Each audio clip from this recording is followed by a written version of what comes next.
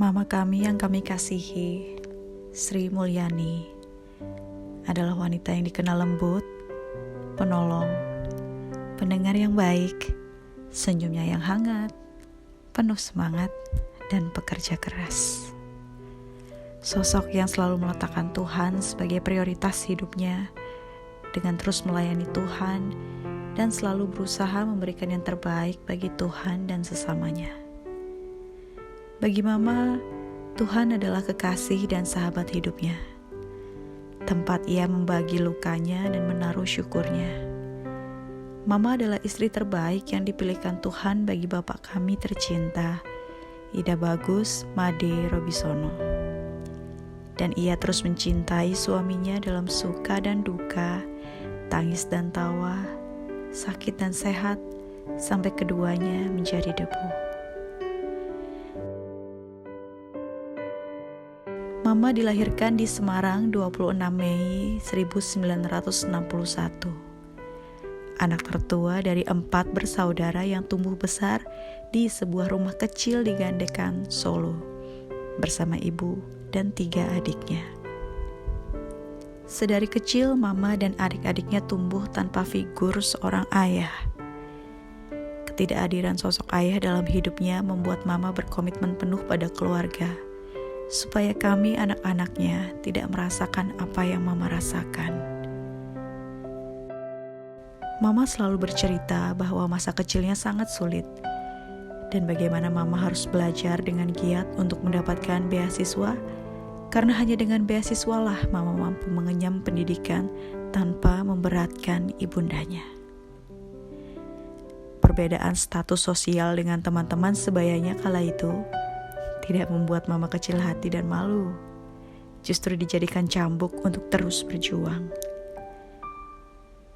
Bahkan meskipun harus jauh dari suami serta anak-anaknya di Bali, Mama tetap fokus, tekun, dan berusaha keras hingga berhasil menyelesaikan S1 dan S2-nya di Universitas Gadjah Mada, Yogyakarta. Walaupun kami masih kecil saat itu, kami masih dapat mengingat dengan jelas raut wajah bahagia dan penuh cinta dari Mama ketika Mama wisuda S2. Dari Mamalah kami belajar pentingnya berusaha dan tidak menyerah. Dari Mamalah kami belajar besarnya kekuatan doa. Karena bagaimanapun lelahnya, bagaimanapun sibuknya, Mama selalu menyediakan waktu untuk berdoa dan membaca Alkitab. Mama selalu mengingatkan kami untuk selalu melibatkan Tuhan dalam segala hal. Karena tanpa Tuhan, kita bukanlah apa-apa. Kami ingat dengan baik bagaimana masa kecil kami dibangun, dengan keterbatasan ekonomi yang kalau dibandingkan dengan hari ini, jelas terlihat perbedaannya. Karena upah sebagai seorang dosen dan guru pada saat itu tidaklah cukup untuk menopang kehidupan keluarga kami yang sedang merintis hidup di Pulau Dewata.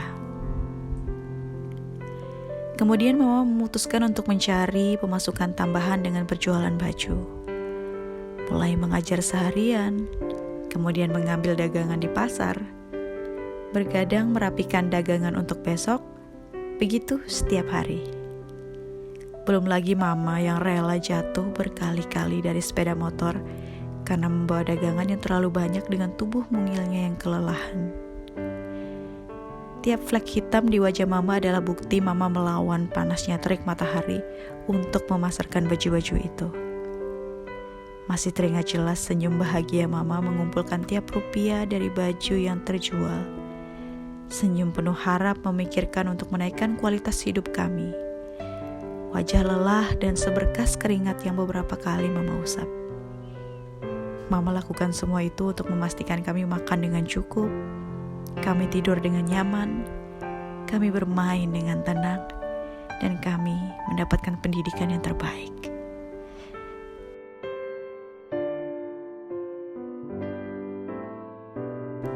Mama aktif melayani Tuhan di berbagai lembaga gerejawi dan grup kekristenan, seperti Dian Kristawati, Menara Doa, Wanita Bijak, Ayo Baca Alkitab, dan lain sebagainya. Mama melayani dengan sukacita dan terus semangat membagikan berita keselamatan. Di tengah kesibukannya melayani Tuhan, Mama tetap aktif melakukan penelitian, pengabdian kepada masyarakat, dan pengajaran di kampus.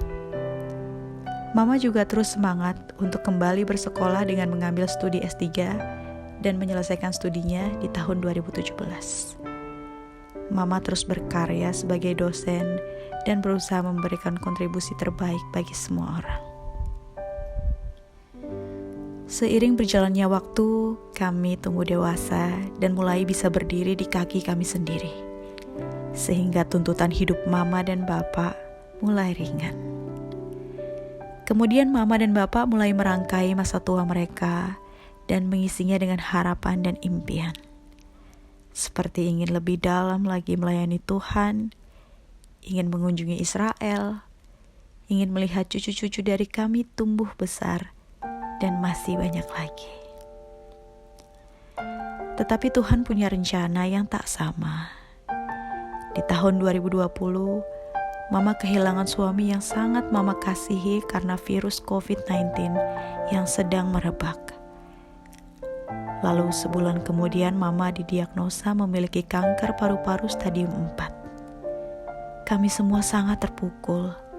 Kami sangat sedih. Kami sangat takut dan khawatir. Ajaibnya, selama Mama sakit, tidak pernah sekalipun kami mendengar Mama bersungut-sungut atau menyatakan kekecewaan kepada Tuhan. Justru selama Mama sakit, Mama terus mengajak kami untuk membawa segala kekhawatiran kami ke dalam doa. Selalu ingatkan kami bahwa Tuhan itu baik, bahwa di dalam Tuhan, mati adalah keuntungan.